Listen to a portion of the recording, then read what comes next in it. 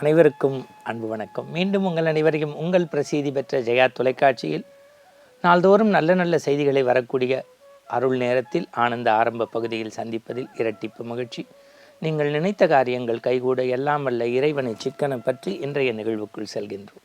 ஆன்மீக அன்பர்களே, ஜெயா தொலைக்காட்சியின் நேயர்களே, இன்று மகோ உன்னதமான 2 நல்ல ஞான மலர்களை பற்றி சிந்திக்க இருக்கின்றோம். இந்த பூமி ஞானிகளால் அலங்கரிக்கப்பட்டது. ஞான மலர்கள் பூத்து குலுங்கிய புதிய பூமி இந்த பாரத பூமி. ஒவ்வொரு தேசத்திற்கும் ஜப்பானுக்கு தொழில் என்று, ரஷ்யாவுக்கு கட்டிடம் என்று, அமெரிக்காவுக்கு கணினி என்றால், நம்முடைய பாரத தேசத்தினுடைய பண்டைய பெருமையே நம்முடைய இறைநெறி, விட்டு கொடுக்கக்கூடிய தன்மை, மனிதநேயம், மதச்சார்பு இன்மை என்று அடுக்கிக் கொண்டே போகலாம். அந்த வகையில் இந்த இறை வழிபாட்டு இறைநெறியில் பல இன்பங்களை நமக்கு சொன்ன மகான்கள், வடக்கில் வெண்மைக்கு புனிதம் தந்த ராமகிருஷ்ண பரமஹம்சர், தென்னகத்திலே வாடிய பயிரை கண்டபோதெல்லாம் வாடினேன் என்று சொன்ன அருட்பெரும் ஜோதி, அருட்பெரும் ஜோதி தனிப்பெரும் கருணை அருட்பெரும் ஜோதி என்று சொன்ன வள்ளல் பெருமான். வள்ளல் பெருமானுடைய கொள்கைகளை பலமுறை நாம் சிந்தித்து இருக்கின்றோம். புலால் அருந்தக்கூடாது, நாம் ஜீவகாருண்யத்தை போற்ற வேண்டும், எந்த உயிருக்கும் தீங்கு நினைக்கக்கூடாது, அவை எல்லாவற்றையும் விட ஜோதி வழிபாட்டை மையப்படுத்த வேண்டும். ஆனால் நீங்கள் வள்ளலாரை சிந்திக்கும் போது ஒரு வரி உண்டு, ஒருமையுடன் நினது திரு மலரடி நினைக்கின்ற உத்தமர்தம் உறவு வேண்டும். இதை அப்படியே வச்சுங்க. ஒருமையுடன் நினது திருமலரடி நினைக்கின்ற உத்தமர்தம் உறவு வேண்டும்.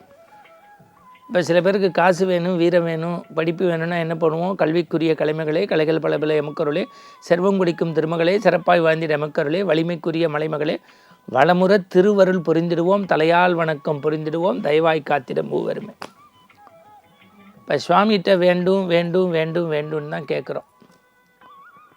பகவான் ராமகிருஷ்ணர் தன்னுடைய வாழ்வியலில் ரொம்ப ஆதி காலத்தில் ஒரு அற்புதமான கதையை பதிவு செய்கிறார். பகவான் யார், பக்தன் யார்? ஒரு தாய்க்கும் மகனுக்குமான உறவு தான் பகவானுக்கும் பக்தனுக்கும். நான் அடிக்கடி சொல்வது உண்டு, ஒரு சிற்றரசு, அந்த சிற்றரசை வழிநடத்தக்கூடிய ஒரு இளவரசி, எல்லோருக்கும் தான தர்மங்களை செய்யக்கூடியவள். புலர்காலை பொழுது விடிந்து கதிரவன் உதித்தால் 10 பேருக்கு தானத்தையும் தர்மத்தையும் செய்து ஈந்து கொடுத்து வாழவில்லை என்றால் அவளுக்கு இன்பமே இருக்காது. அதனால்தான் ஈத்துவக்கும் இன்பம்னா.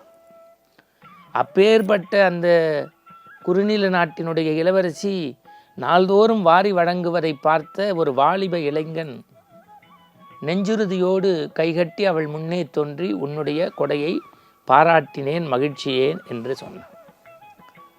இளவரசி கேட்டால், நீ என்ன செய்கிறாய் என்று கேட்டாள். அடுத்த வேளை உணவுக்கு வழியில்லாது தேசாந்திரி பயணம் செய்கின்ற நான் இறை மீதும் இறை நம்பிக்கை மீதும் ஈகையின் மீதும் நம்பிக்கை உடையவன்.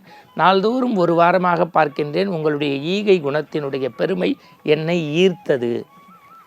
உடனே உள்ளே போன மகாராணி, உன்னை போன்ற ஒருவன்தான் இந்த தேசத்தின் படை தளபதியாக வர வேண்டும், மன்னித்து விடுங்கள் என்றான். ஒரு 100 ஏக்கர் நிலத்தை உன்னுடைய பேரில் பத்திரப்பதிவு செய்து தருகின்றேன், ஆளை விடுங்கள். 100 பொற்காசுகளை வைத்து நீ தொழில் தொடங்கி வியாபாரத்தில் வெற்றி பெற்று உன் வாழ்வியலை நடத்து. வேண்டாம்.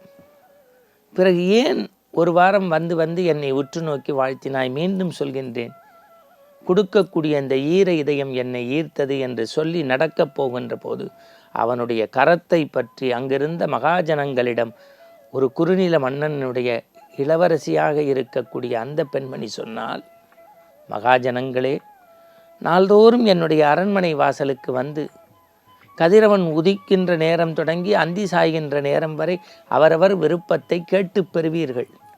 நானே கேட்டும் கூட எதுவும் வேண்டாம் என்று மறுதளித்தான் அல்லவா?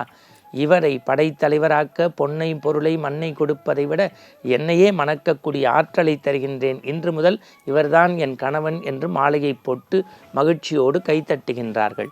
இதை சொன்ன பகவான் ராமகிருஷ்ணர் எழுதுகின்றார், சாதாரண ஒரு மனித பெண்மணி தன்னிடம் வேண்டாம் என்கின்ற ஒருவனிடத்தில் தன்னையே தருகின்றாள் என்றால் இந்த புவனத்தின் தாயாக உங்களை குழந்தையாக பாவிக்கக்கூடிய காமாட்சி, மீனாட்சி, பராசக்தி அவளிடத்தில் அற்பமாக எதையும் கேட்காமல் என்னை நீ ஆட்கொள்ளு என்று கேட்டால் அவளுடைய அருளாசி பரிபூரணமாக கிடைக்கும்.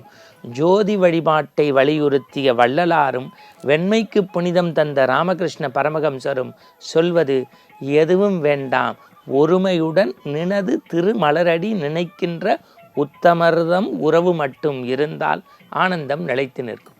மீண்டும் நாளை சந்திப்போம்.